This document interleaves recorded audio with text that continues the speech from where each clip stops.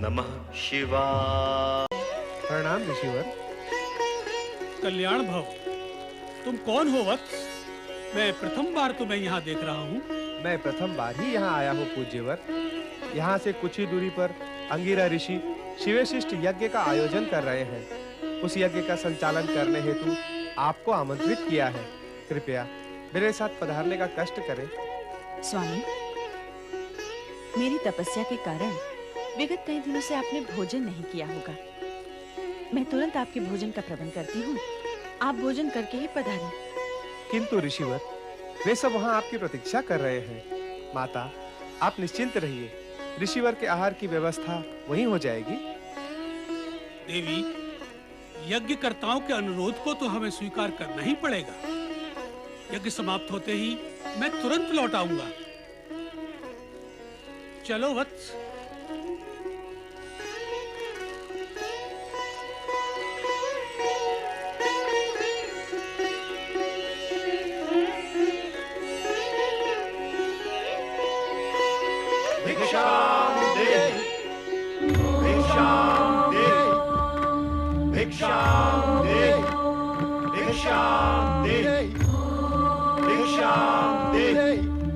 साधु जनों को प्रणाम। कल्याण भव। साधु महाराज, मैं अभी बाहर से आई हूँ। आप कुछ समय के लिए प्रतीक्षा करें। मैं तुरंत आपके लिए फलाहार का प्रबंध करती हूँ। देवी, भिक्षा प्राप्त करने से पूर्व हम अपने नित्य नियम का पालन करेंगे। अपने नियमों के अनुसार हम उसी गृहिणी से भिक्षा ग्रहण करते हैं जो निसंकोच होकर हमें भिक्षा दे। अर्थात यही कि पर पुरुष जैसा व्यवहार न करके लाज, मर्यादा और संकोच को त्याग कर हमें भिक्षा दे। ये कैसे संभव है? विचित्र मांग है आप तीनों की। कोई भी पतिव्रता सन्नारी इस प्रकार की स्थिति के लिए कभी तैयार नहीं होगी। भला पर पुरुषों के सामने कोई भी स्त्री अपनी लाज और मर्यादा का त्याग कैसे कर सकती है? आप निसंकोच व्यवहार की अपेक्षा क्यों करते हैं मुझसे? लाज और मर्यादा तो नारी के आभूषण होते हैं, और आप आभूषणहीन रूप में मुझे क्यों देखना चाहते हैं? लगता है आपके मन में कोई खोट है। हमारे प्रति शंका और संदेह रखने वाले को हम अपने क्रोध की ज्वाला से तुरंत भस्म कर देते हैं। हम सच्चे तपस्वी हैं।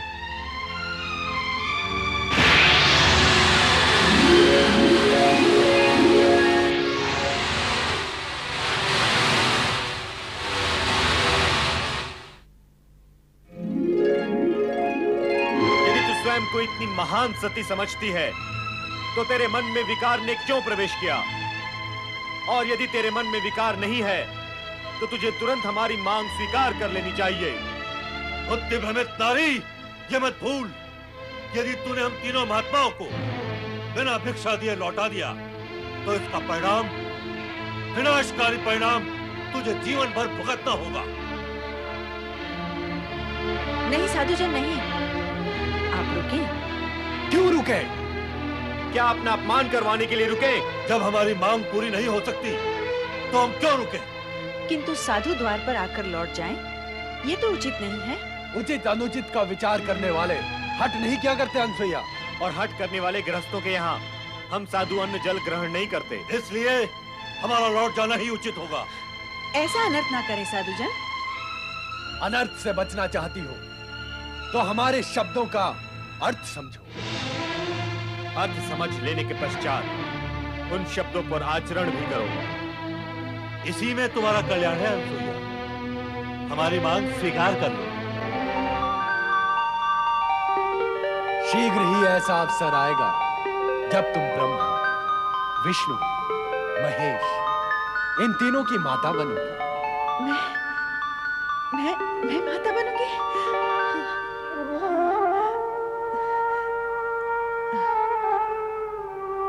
तो क्या अब हम लौट जाएं? लौटना ही होगा।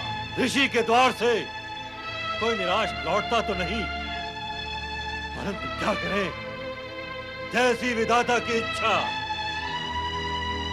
मुझे आपकी मांग स्वीकार है। भली भांति विचार कर लिया तुमने? नारी सुलभ मर्यादा और लाज का प्रश्न मत उठा देना। अनसुईया, निसंकोच होकर व्यवहार करना। अवश्य, जैसा आप चाहते हैं मैं वैसा ही करूंगी। किंतु आश्रम के बाहर रहकर मैं आपकी ये मांग कैसे पूर्ण कर सकती हूँ? इससे आश्रम की पवित्रता भंग होगी। आप सब भीतर कुटिया में पधारें। आइए।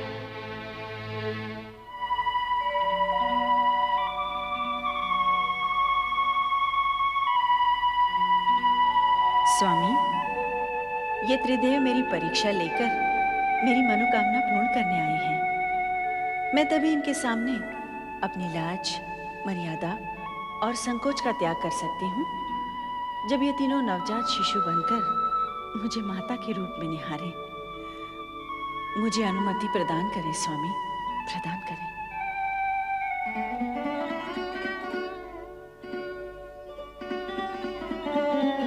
पधारें महात्मागण, अपना आसन ग्रहण करें। तत्पश्चात मैं आपके आदेश का पालन करके आपकी मांग पूर्ण करूंगी। मेरी लाज, मर्यादा और पतिव्रत धर्म की रक्षा हो।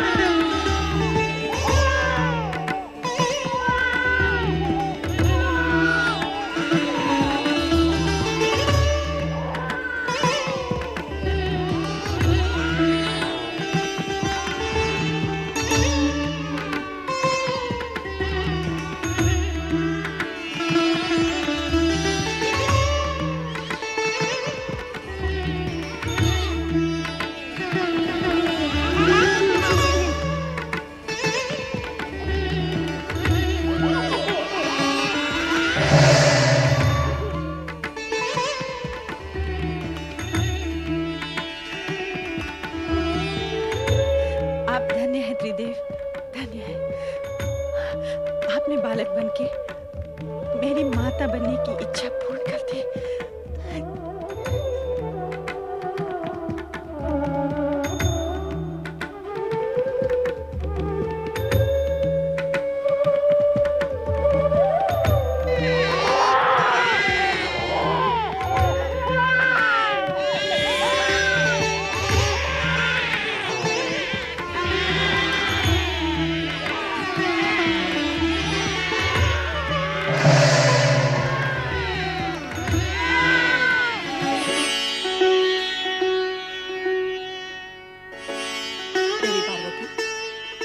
आप चिंतित लग रही हैं। हाँ देवी लक्ष्मी, विषय तो अनुसुईया के सतीत्व की परीक्षा का था, किंतु अब वह चिंता तक आ पहुंचा है। चिंता का कारण क्या है देवी? अनुसुईया के सतीत्व की परीक्षा लेने त्रिदेव यहीं से गए हैं। अब तक तो उन्हें लौट आना चाहिए था, किंतु लौटे नहीं। यही चिंता का कारण है।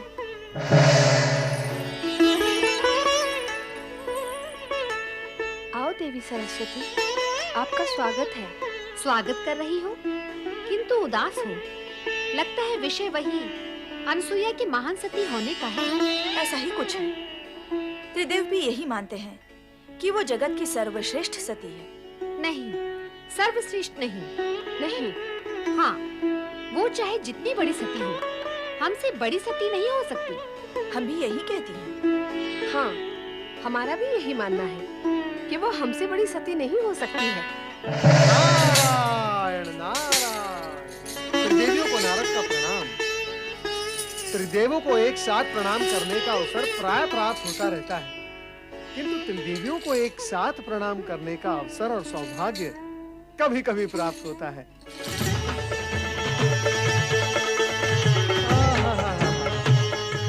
आज कैलाश पर त्रिदेवी सम्मेलन है।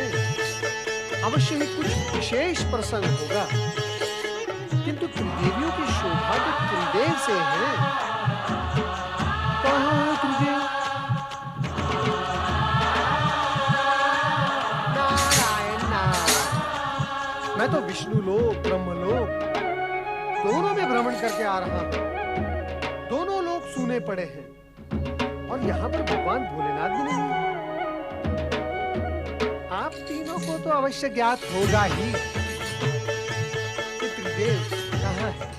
नारद, तुम वाक्पटु तो हो ही, अभिनय पटु भी हो। तुम तो ऐसे अज्ञानी बन रहे हो जैसे तुम्हें कुछ ज्ञान ही न हो। कैसा ज्ञान माता? क्या तुम नहीं जानते कि त्रिदेव अनुसुईया के सतीत्व का अभिमान चूर-चूर करने गए हैं? कैसे जानूंगा? कैसे माता? जबकि मैं ये जानता हूँ कि सती अनुसुईया को अभिमान छू भी नहीं सकता, तो फिर उसके चूर-चूर होने का प्रश्न भी नहीं उठता। किंतु नारद, तुम ये तो जानते हो कि त्रिदेव अनुसुईया को महान सती मानते हैं। हाँ, सो तो जानता भी हूँ और मानता भी हूँ माता। क्या तुम भी यही मानते हो? विवशता है माता, विवशता। त्रिदेव जिसे मानते हैं उसे यदि मैं अमान्य कर दूं तो स्वयं मैं अमान्य हो जाऊंगा।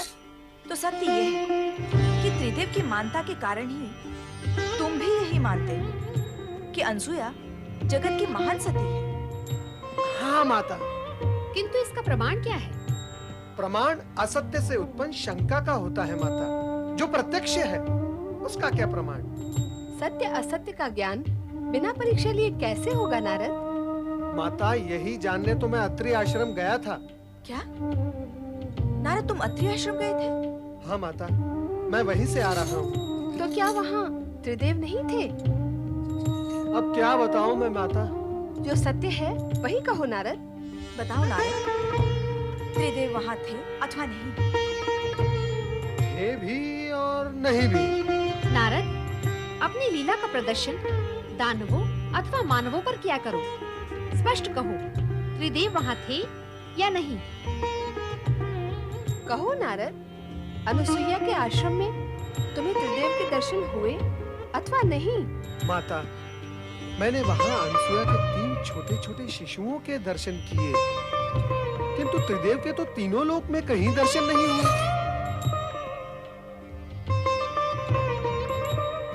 ये क्या? कहाँ गए वे तीनों? नारद, तुमने ये क्यों कहा कि त्रिदेव वहाँ थे भी और नहीं भी? नारायण नारायण। माता, मैं तो कण-कण में प्रभु के दर्शन करता हूँ। सती अनुसुईया के उन तीनों शिशुओं में भी मैंने त्रिदेव के दर्शन किए। बस इसीलिए कह दिया कि वे वहाँ थे। नारद, अपने से बड़ों के साथ ऐसा निर्मल विरोध करते हुए तुम्हें तनिक भी संकोच नहीं होता? मैंने कोई विनोद नहीं किया माता। रही बात संकोच की, सो तो भक्तों को संकोचहीन करने में त्रिदेव भी कब संकोच करते हैं। अभिप्राय क्या है तुम्हारा? कोई अनर्थकारी अभिप्राय नहीं है माता। सरल और स्पष्ट अभिप्राय है कि जब तक भक्त निसंकोच होकर त्रिदेव से वरदान नहीं मांगते, तब तक त्रिदेव भी निसंकोच होकर भक्तों को वरदान नहीं देते। तो तुम्हारा अभिप्राय है कि त्रिदेव अनुसुईया को निसंकोच होकर वरदान देने गए हैं? माता, कहा न मैंने कि मैंने त्रिदेव को तीनों लोक में कहीं नहीं देखा। तो फिर गए कहाँ? माता, आप तीनों मुझसे और मैं आप तीनों से यही प्रश्न पूछ रहा हूँ कि वे गए कहाँ? नारद, तुम जब अत्रि आश्रम गए थे तो तुमने अनुसुईया से उनके विषय में नहीं पूछा? तो क्या अनसुया ने 3 शिशुओं को एक साथ जन्म दिया है? हमें तो इस विषय में भी कुछ ज्ञान नहीं था कि अनसुईया माँ बनने वाली है। पर माँ बनने वाली इतनी कठोर तपस्या कैसे कर सकती है? नारायण नारायण, कहीं ऐसा तो नहीं हुआ कि सती अनसुया की परीक्षा लेने गए त्रिदेव को स्वयं परीक्षा देनी पड़ गई हो? नारायण नारायण, अर्थात पृथ्वीलोक की भाषा में उन्हें कहीं लेने के देने पड़ गए हो। और फिर ये आवश्यक भी तो नहीं कि सदा त्रिदेव परीक्षा देने पर उत्तीर्ण ही हो जाए। नारद, तुम हमारी चिंता कम करने की अपेक्षा उसे बढ़ा ही रहे हो। माता, यदि मेरे वश में होता तो मैं आप तीनों की चिंता कम क्यों करता? नारायण नारायण, अर्थात जड़ मूल से मिटा ही न देता। पर क्या करूं माता, विवश हूं। नारद, ऐसा लगता है कि तुम हमसे कुछ छिपा रहे हो। छिपने वाले तो छिप ही गए माता, अब मैं क्या छिपाऊंगा? नारद, तुम तो त्रिकालदर्शी हो। दिव्य दृष्टि से देखकर बताओ कि इस समय त्रिदेव कहाँ हैं? दिव्य दृष्टि और दिव्य शक्ति से तो आप तीनों भी संपन्न हैं माता। फिर आप ही स्वयं अपनी दिव्य दृष्टि का उपयोग करके देख लें कि आपके पति कहाँ हैं, कैसी स्थिति में हैं और क्या कर रहे हैं। अब तो हमें यही करना होगा। हम व्यर्थ ही उद्विग्न हो रही हैं। चलो देखते हैं।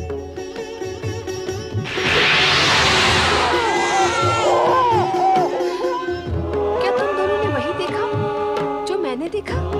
यही प्रश्न मैं करने वाली थी। यही प्रश्न आप दोनों से मैं भी कर रही थी। क्या प्रश्न है आप तीनों देवियों का? तनिक मैं भी तो सुनूं। नारद, सब कुछ जानते हुए भी तुम अंधे की बनते हो। क्या तुम नहीं